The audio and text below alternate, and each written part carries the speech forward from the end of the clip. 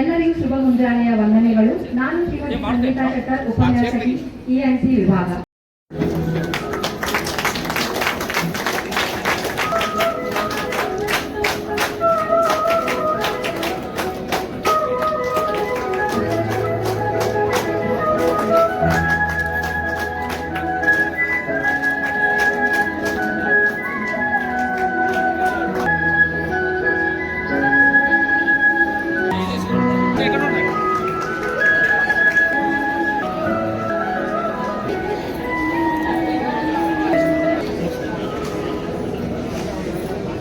ಕೋಟೆಯ ನಮ್ಮ ಸಂಘದ ಪಾಲಿಟೆಕ್ನಿಕ್ ಕಾಲೇಜಿನ ಸಹಯೋಗದಲ್ಲಿ ಹಮ್ಮಿಕೊಂಡಿರುವ ರಾಜ್ಯ ಮಟ್ಟದ ರಾಷ್ಟ್ರೀಯ ಸೇವಾ ಯೋಜನೆಯ ರಾಜ್ಯ ಮಟ್ಟದ ಯುವ ಜನೋತ್ಸವ 2026 ಇದೀಗ ಉದ್ಘಾಟನೆ ಮಾಡಿದೆ.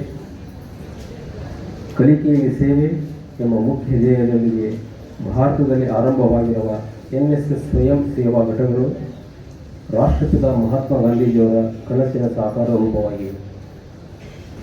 ಭಾರತ ಹಳ್ಳಿಗಳಿಂದ ಒಳಗೊಂಡಿರುವ ದೇಶ ಮತ್ತು ಜ್ಞಾನವೇ ಶಿಕ್ಷಣವೇ ಬಾಳಿನ ಬೆಳಕು ಎನ್ನುವುದನ್ನು ತಿಳಿಸಿ ತಮ್ಮ ಪರಿಸರವನ್ನು ಗ್ರಾಮವನ್ನು ಶುಚಿಯಾಗಿಟ್ಟುಕೊಂಡು ಆರೋಗ್ಯಪೂರ್ಣವಾಗಿ ಬಾಳುವಂತೆ ಶ್ರದ್ಧೆ ಮೂಡಿಸಲು ಸಿಕ್ಕಿರುವ ಸದಾವಕಾಶ ಈ ಶಿಬಿರ ಮತ್ತು ಯುವ ಜನೋತ್ಸವ. ತಾವೆಲ್ಲ ಈ ಶಿಬಿರದಲ್ಲಿನ ರಾಷ್ಟ್ರಪಿತ ಮಹಾತ್ಮ ಗಾಂಧೀಜಿಯವರ ಮತ್ತು ಪ್ರಧಾನಿ ನರೇಂದ್ರ ಮೋದಿಜಿಯವರ ಕನಸನ್ನು ನನಸು ಮಾಡಿ ಅಭಿವೃದ್ಧಿಶೀಲ ರಾಷ್ಟ್ರದ ಅಭಿವೃದ್ಧಿಗೆ ತಮ್ಮ ಪಾಲಿನ ಸೇವೆ ರಾಷ್ಟ್ರಾಭಿವೃದ್ಧಿಗೆ ನೆರವಾಗುವ ಅವಕಾಶವನ್ನು ಭಾವಿಸುತ್ತೇನೆ. ಈ ವರ್ಷದ ಮುಖ್ಯ ಧ್ಯೇಯವಾಗಿರುವ ಯುವ ಜನರಿಗಾಗಿ ನನ್ನ ಭಾರತ, ಯುವ ಜನರಿಗಾಗಿ ಡಿಜಿಟಲ್ ಸಾಕ್ಷರತೆ ವಾಕ್ಯದಲ್ಲಿ ಯುವಜನರೇ ದೇಶದ ಅಭಿವೃದ್ಧಿಯ ನೇತಾರರು. ಇಂದಿನ ಜನಾಂಗ ಡಿಜಿಟಲ್ ಸಾಕ್ಷರತೆಯನ್ನು 100ಕ್ಕೆ 100% ಸಾಧಿಸಿದರೆ ದೇಶದಲ್ಲಿ ಭ್ರಷ್ಟಾಚಾರ, ಭಯೋತ್ಪಾದನೆ, ಕೋಮುವಾದ, ನಕಲಿ ಕರೆನ್ಸಿ ಚಲಾವಣೆಯಂತಹ ರಾಷ್ಟ್ರ ವಿರೋಧಿ ಕಾರ್ಯಾಚರಣೆಗೆ ತಡೆ ನೀಡಿ ಸಮೃದ್ಧ ರಾಷ್ಟ್ರದ ನಿರ್ಮಾಣಕ್ಕೆ ನೆರವಾಗಬಹುದಾಗಿದೆ. ತಾವುಗಳೆಲ್ಲ ತಮ್ಮ ತಮ್ಮ ವಿದ್ಯಾಕ್ಷೇತ್ರದಲ್ಲಿ ಅಪೂರ್ವ ಜ್ಞಾನ ಸಂಪಾದಿಸುತ್ತಾ ವಿದ್ಯಾರ್ಜನೆಯತ್ತ ನಂತರ ದೇಶದ ಆಡಳಿತದಲ್ಲಿ ಅವಕಾಶ ಸಿಕ್ಕಾಗ ರಾಷ್ಟ್ರೀಯತೆ, ರಾಷ್ಟ್ರಾಭಿಮಾನ, ರಾಷ್ಟ್ರ ಅಭಿವೃದ್ಧಿಗೆ ತಮ್ಮ ಪಾಲಿನ ಸೇವೆ ಮಾಡಲು ಸನ್ನದ್ಧರಾಗಿ ದೇಶವನ್ನೇ ಹಿನ್ನಡೆಗೆ ಒಯ್ಯುತ್ತಿರುವ ಮಿತಿಮೀರಿದ ಜನಸಂಖ್ಯಾ ಸ್ಫೋಟ, ಅಧಿಕಾರ ನಿರ್ವಹಣೆಯಲ್ಲಿ ಭ್ರಷ್ಟಾಚಾರ, ಅನಕ್ಷರತೆ, ಬಡತನ ಹೋಗ ನಡೆಸಿ ಸರ್ವಸಮಾನತೆ, ಸರ್ವ ಏಳಿಗೆ ದುಡಿಯಿರಿ. ಈ ರೀತಿ ಒಂದು ಶಿಬಿರಗಳನ್ನು ಮಾಡೋದ್ರ ಮುಖಾಂತರ ತಾವು ಒಬ್ಬರನ್ನು ಅರಿತುಕೊಂಡು ನಮ್ಮ ಭಾರತದ ಸಂಸ್ಕೃತಿಯನ್ನು ಅರ್ಥ ಮಾಡ್ಕೊಳ್ಳೋದು ಬಹಳ ಮುಖ್ಯವಾಗಿದೆ. ನಾವು ನೋಡ್ತಾ ಇದ್ದೀವಿ ಇತ್ತೀಚಿನ ಈ ಸೋಷಿಯಲ್ ಮೀಡಿಯಾ ಮತ್ತು ಮೊಬೈಲ್ಗಳ ಒಂದು ಹಾವಳಿಯಿಂದ ಯುವಜನತೆ ಯಾವ ರೀತಿ ಒಂದು ಟ್ರ್ಯಾಕ್ ಬಿಡ್ತಾ ಇದೆ. ಸ್ವಲ್ಪ ಈಗ ನಾವು ಹೇಳಬೇಕು ಅಂತಂದರೆ ಈಗ ಪಾಶ್ಚಾತ್ಯರು ಎಲ್ಲ ಪಶ್ಚಿಮ ದೇಶದವರು ನಮ್ಮ ಭಾರತೀಯ ಒಂದು ಸಂಸ್ಕೃತಿಯನ್ನು ಬಹಳ ಬಹಳ ಲೈಕ್ ಮಾಡ್ತಾ ಇದ್ದಾರೆ. ಅವರು ಆಕರ್ಷಿತರಾಗಿ ನಮ್ಮ ಭಾರತಕ್ಕೆ ಬರ್ತಾ ಇದ್ದಾರೆ. ವಿಪರ್ಯಾಸ ಉಲ್ಟಾ ಏನಾಗ್ತಾ ಇದೆ ಅಂದರೆ ನಮ್ಮ ಭಾರತೀಯ ಯುವಜನತೆ ಪಾಶ್ಚಾತ್ಯ ಸಂಸ್ಕೃತಿಯನ್ನು ಅಡಾಪ್ಟ್ ಮಾಡ್ಕೊಳ್ತಾರೆ. ಈ ಒಂದು ಡಿಫ್ರೆನ್ಸ್ನಲ್ಲಿ ನಾವು ನೋಡಬೇಕಾದ್ರೆ ನಮ್ಮ ಭಾರತೀಯ ಸಂಸ್ಕೃತಿ ಬಹಳ ರಿಚ್ ಆಗಿದೆ, ಅಂದರೆ ತುಂಬ ಶ್ರೀಮಂತ ಒಂದು ಕಲ್ಚರ್. ನಾವು ಈಗಲೂ ನೋಡ್ತಾ ಇದ್ದೀವಿ ನಮ್ಮಲ್ಲಿ ಅವಿಭಕ್ತ ಕುಟುಂಬದಲ್ಲಿ ಹೆಂಗಿರ್ತೇವೆ ಅಂತಂದರೆ ತಂದೆ ತಾಯಿ ಅಜ್ಜ ಮುತ್ತಜ್ಜ ಅವರೆಲ್ಲ ಸೇರಿ ಒಂದೇ ಕಡೆ ಒಂದೇ ಮನೆಯಲ್ಲಿ ನಾವು ವಾಸ ಮಾಡ್ತೀವಿ. ಆ ಒಂದು ಸಂಬಂಧಗಳಿಗಿರುವಂಥ ಬೆಲೆ ಅದು ಬಹುಶಃ ನೀವು ಪಾಶ್ಚಾತ್ಯ ದೇಶದಲ್ಲಿ ಸಿಗೋದೇ ಇಲ್ಲ. ಸೊ ಈ ಒಂದು ಸಂಸ್ಕೃತಿ ಉಳಿಸ್ಕೊಂಡು ಹೋಗಬೇಕಾಗಿರೋದು ಇವತ್ತಿನ ಯುವಜನರ ಕೈಯಲ್ಲಿದೆ. ನೀವು ಇವತ್ತಿನ ಯುವಜನರೇ ನಾಳೆ ನಾಯಕರು, ದೇಶ ಕಟ್ಟೋರು, ನೀವು ದೇಶ ನಡೆಸ್ಕೊಂಡು ಹೋಗ್ಬೇಕಾಗ್ತದೆ. ಸೊ ಅದಕ್ಕೆ ಇಂಥ ಒಂದು ಶಿಬಿರಗಳನ್ನು ಮಾಡೋದ್ರ ಮುಖಾಂತರ ಕಲ್ಚರ್ ಎಕ್ಸ್ಚೇಂಜ್ ಮಾಡಿ ಒಬ್ಬರನ್ನೊಬ್ಬರು ಅರಿತುಕೊಂಡು ನೀವು ಈ ಒಂದು ಸಂಸ್ಕೃತಿಯನ್ನು ಮುಂದುವರಿಸ್ತೀರಿ. ಹಾಗೆ ಜೀವನದಲ್ಲಿ ಒಳ್ಳೊಳ್ಳೆ ರಾಷ್ಟ್ರೀಯ ಸೇವೆ ಮಾಡೋದ್ರ ಮುಖಾಂತರ ನಿಮ್ಮ ಜೀವನದಲ್ಲಿ ಒಳ್ಳೆಯ ಅಭ್ಯಾಸಗಳನ್ನು ಬೆಳೆಸ್ಕೊಂಡು, ನಾನು ಯಾವಾಗಲೂ ಹೇಳ್ತಿರ್ತೀನಿ ವಿದ್ಯಾರ್ಥಿಗಳಿಗೆ ಒಂದು 3-4 ವಿಷಯಗಳು. ಒಂದು, ನಾನು ಯಾವಾಗಲೂ ವಿದ್ಯುತ್ತನ್ನು ಪೋಲ್ ಮಾಡಲಿಕ್ಕೆ ಬಿಡೋದಿಲ್ಲ. ಎಲೆಕ್ಟ್ರಿಸಿಟಿ ಏನಿದೆಯಲ್ಲ, ಯಾವುದೇ ಮನೆಯಲ್ಲಾದರೂ ಅಷ್ಟೇ, ಎಲ್ಲಿ ನಾವು ಬೇಕು ಅವಶ್ಯಕತೆ ಇದ್ದಲ್ಲಿ ಮಾತ್ರ ನಾವು ವಿದ್ಯುತ್. ಇದು ಸಣ್ಣದು ಅನ್ನಿಸ್ತದೆ ನಮಗೆ, ಏನಿದು ಸುಮ್ಮನೆ ಈಗಂತೂ ಹೆಂಗೂ ಬಿಲ್ಲು ಫ್ರೀ ಅದ, ಯಾಕೆ ಸುಮ್ಮನೆ ಬಿಡಬೇಕು ಅಂತ. ದಯವಿಟ್ಟು ಅದನ್ನು ಯೋಚನೆ ಮಾಡಬೇಡ್ರಿ. ಬಿಲ್ ಬರೋಂಗೆಲ್ಲ 0 ಬರ್ತದೆ ಅಂತ ಹೇಳಿ ಎಲ್ಲ ರೂಮ್ನಲ್ಲಿ ಲೈಟ್ ಹಚ್ಚೋದು, ಎಲ್ಲಿ ಬೇಕಾದಲ್ಲಿ ಅದನ್ನು ಮಾಡಬೇಡಿ. ಇದನ್ನು ನಾವು ಪ್ರಾಕ್ಟೀಸ್ ಮಾಡಬೇಕು. ನಾನು ಯಾಕೆ ಹೇಳ್ತಾ ಇದ್ರೆ ನಾನು ಅಳವಡಿಸ್ಕೊಂಡಿದ್ದೀನಿ ಇದನ್ನು. ಎಲ್ಲಿ ಬೇಕಾದರೆ ವಿದ್ಯುತ್ ಒಂದು ಪೋಲ್ ಮಾಡ್ಲಿಕ್ಕೆ ಬಿಡಲ್ಲ. ನೀರನ್ನು ಅಷ್ಟೇ, ಎಲ್ಲೇ ನಾನು ಹೋಗ್ತಾ ಇದ್ರೆ ನಳಲ್ಲಿ ನೀರು ಬೀಳ್ತಾ ಇದ್ರೆ ನಿಂತು ಮೊದಲು ಅದನ್ನು ಬಂದ್ ಮಾಡಿ ಯಾವುದೇ ಥರನ ಇದು ಮಾಡಬಾರ್ದು, ವೇಸ್ಟ್ ಮಾಡಬೇಡಿ ಅಂತ ಹೇಳಿ ಹೋಗಿ. ಆಮೇಲೆ ಪೆಟ್ರೋಲ್ ಅಥವಾ ಡೀಸೆಲ್ ಇದನ್ನು ಕೂಡ ನಾವು ಅನ್ನೆಸೆಸರಿ ಸುಮ್ಮನೆ ಅದನ್ನು ಯೂಸ್ ಮಾಡೋದಂತಂದ್ರೆ, ಯಾಕಂದ್ರೆ ಇವೆಲ್ಲ ಮತ್ತೆ ಸಿಗೋದಿಲ್ಲ, ಒಂದ್ಸರಿ ಹೋದ್ರೆ ಮುಗೀತು. ಆಮೇಲೆ ಪರಿಸರವನ್ನು ಸ್ವಲ್ಪ ಸ್ವಚ್ಛ ಇಟ್ಕೊಳ್ಳೋದು. ನಾವು ಎಲ್ಲಿ ಬೇಕಾದಲ್ಲಿ ಕಸ ಹಾಕೋದಾಗಲಿ, ಈ ಅಭ್ಯಾಸಗಳು. ಯಾಕಂದ್ರೆ ಕಸ ನಾವು ಎಲ್ಲಿ ಬೇಕಾದಲ್ಲಿ ಹಾಕಿದ್ರೆ ಅದನ್ನು ಎತ್ತಿಡೋರು ಯಾರು ಇರೋದಿಲ್ಲ. ಕಸದ ಬುಟ್ಟಿಗೆ ಹಾಕಿದ್ರೆ ಅಥವಾ ಡಸ್ಟ್ಬಿನ್ ಹಾಕಿದ್ರೆ ಅದನ್ನು ತೆಗೆದು ಹಾಕೋದಕ್ಕೆ ಪೌರ ಕಾರ್ಮಿಕರು ಮತ್ತೊಬ್ಬರು ಇರ್ತಾರೆ. ಬಟ್ ನಾವು ರಸ್ತೆಗಳಲ್ಲಿ ಎಲ್ಲಿ ಬೇಕಾದಲ್ಲಿ ನಾವು ನೋಡ್ತಾ ಇದ್ದೀವಿ, ರೈಲಲ್ಲಿ ಚಾ ಕೊಡೋದು ಪಟಕಂತ ಹೊರ ಉಗಿದ್ಬಿಡ್ತಾರೆ, ಕಪ್ ಮುಗಿತದ ಅಲ್ಲೇ ಬೀಳ್ತದೆ, ಇವ್ರು ತಗೊಳಕ್ಕೆ ಯಾರೂ ಬರೋದಿಲ್ಲ.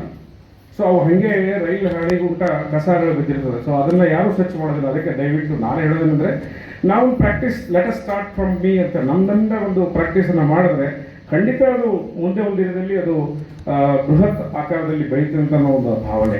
ನಾನು ನನ್ನ ಮಕ್ಕಳಿಗೆ ಕಲಿಸ್ತೀನಿ, ನಮ್ಮ ಮಕ್ಕಳು ಡಿಸಿಪ್ಲಿನ್ ಆಗಿ ಅದನ್ನೇ ಮಾಡ್ತಾರೆ.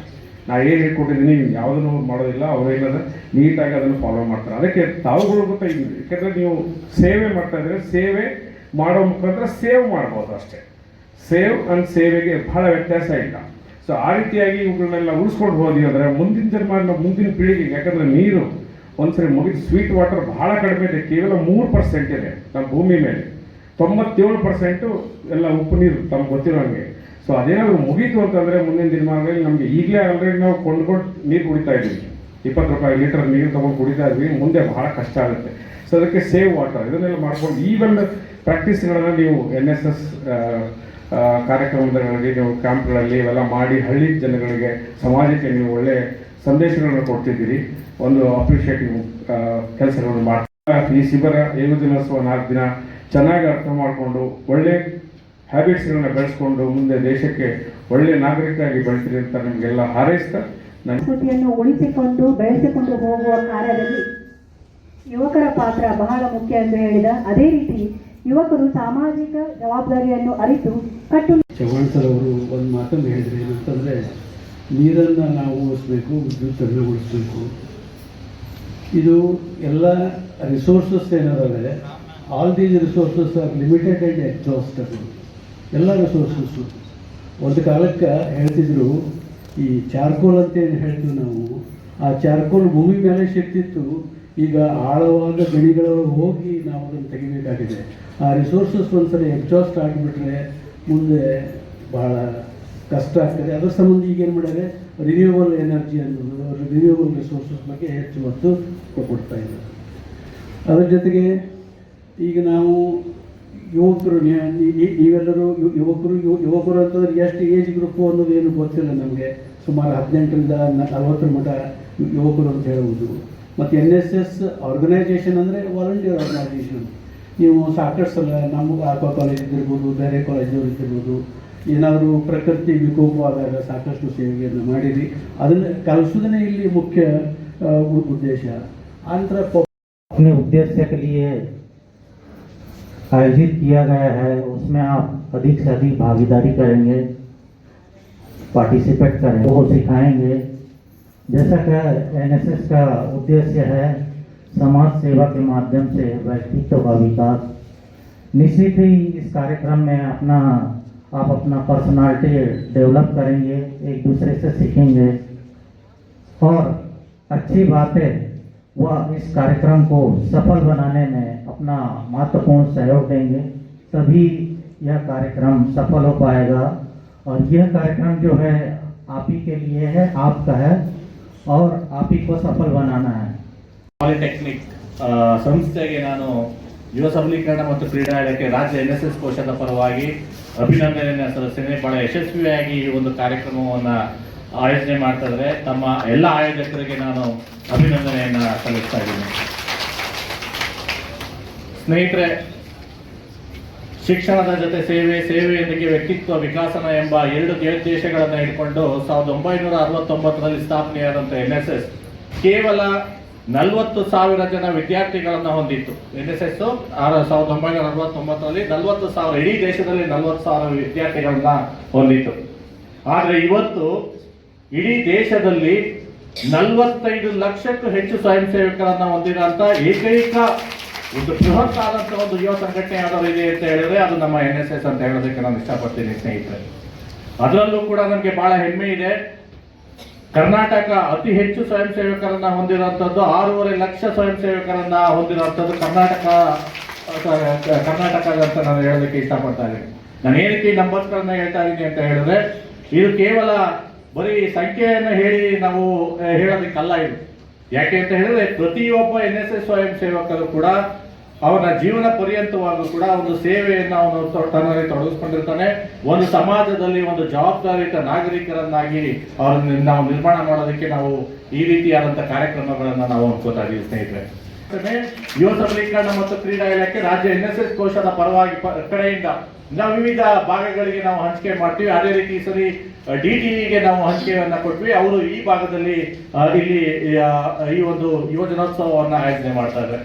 ನಮ್ಮ ಉದ್ದೇಶ ಇಷ್ಟೇ, ಒಂದು ಆಗಲೇ ಸರ್ ಹೇಳಿದಂಗೆ, ಕಾರ್ಯದರ್ಶಿಗಳು ಹೇಳಿದಂಗೆ, ನಮ್ಮ ಸಂಸ್ಕೃತಿ ಸಂಪ್ರದಾಯವನ್ನ ರಕ್ಷಣೆ ಮಾಡೋದು ಕೂಡ ನಮ್ಮ ಒಂದು ದೊಡ್ಡ ಜವಾಬ್ದಾರಿ, NSS ನ ಜವಾಬ್ದಾರಿ.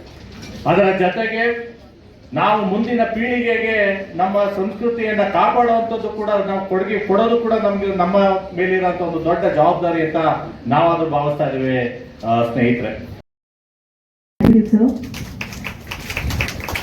Also, I would like to extend my heartfelt thanks to NSS coordinators,